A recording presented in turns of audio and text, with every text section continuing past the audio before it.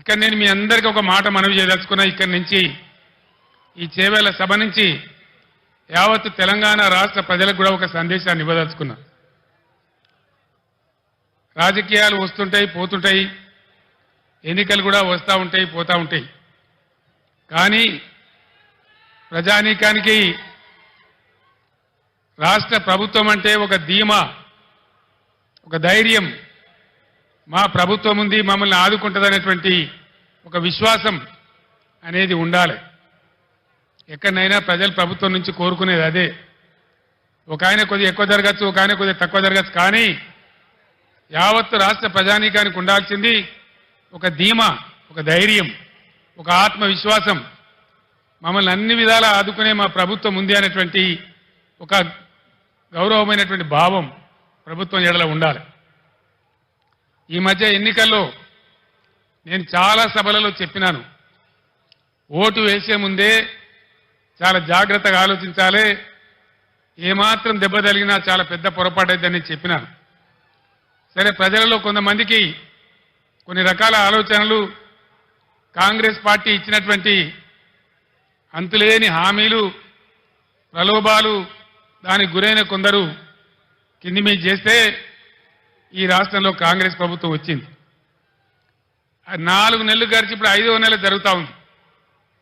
ఏ ఒక్క విషయంలో కూడా ఒక పాలసీ కానీ వాళ్ళు చేసినటువంటి ఎన్నికల వాగ్దానాల మీద చిత్తశుద్ధితో కూడుకున్నటువంటి కార్యాచరణ కానీ ఎక్కడ కూడా కనపడతలేదు. వసతులు, వనరులు ఉన్న వాటిని వాడుకునే నైపుణ్యం కనపడతలేదు.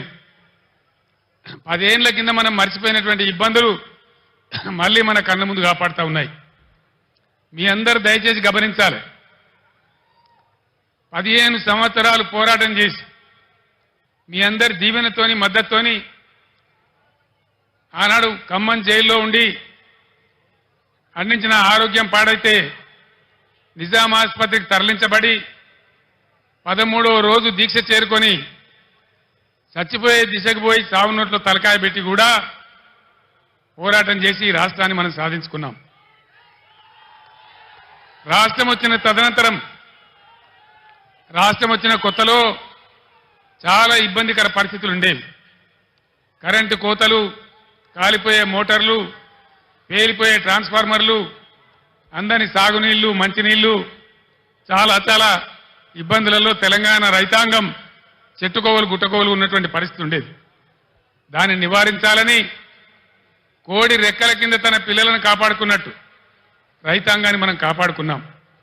ఒక పాలసీ పెట్టుకున్నాం, రైతు కులం లేదు, ఎవరికి భూమి ఉంటే వాళ్ళు రైతు, అన్ని వర్గాలలో రైతులు ఉంటారు. అందుకోసం వాళ్ళని కాపాడాలని, గ్రామాలు పట్టుకొమ్మలు కావాలని పట్టుబట్టి ఒక 5 పథకాలు పెట్టి, ప్రపంచంలోనే ఎక్కలేనటువంటి పథకాలు పెట్టి రైతాంగాన్ని కాపాడుకున్నాం. రైతు బంధు దేశంలోనే మొట్టమొదటిసారి ఎకరానికి 10,000 రూపాయలు ఇచ్చేటువంటి రైతు బంధు కార్యక్రమాన్ని తీసుకున్నాం. 24 గంటలు రెప్పపాటు పోకుండా, మోటార్ కాలకుండా, ట్రాన్స్ఫార్మర్ కాలకుండా ఉండే విధంగా నాణ్యమైన కరెంటు సరఫరా చేసుకున్నాం. రైతు చనిపోతే, ఒక గుంట భూమి ఉన్న రైతు చనిపోయినా ఆయనకు 5 లక్షల బీమా వారం 10 రోజుల్లో వచ్చేటట్టు ఏర్పాటు చేసుకున్నాం. అదేవిధంగా రైతుల పంట మొత్తం ప్రభుత్వమే కొనుగోలు చేసి నేరుగా వాళ్ళ బ్యాంకులలో రైతు బంధు వచ్చే విధంగా చేసుకున్నాం. అదేవిధంగా ఇట్లాంటి కార్యక్రమాలతోని రైతులలో ఒక ధీమా, ఒక ఆత్మవిశ్వాసం కల్పించగలిగినాం.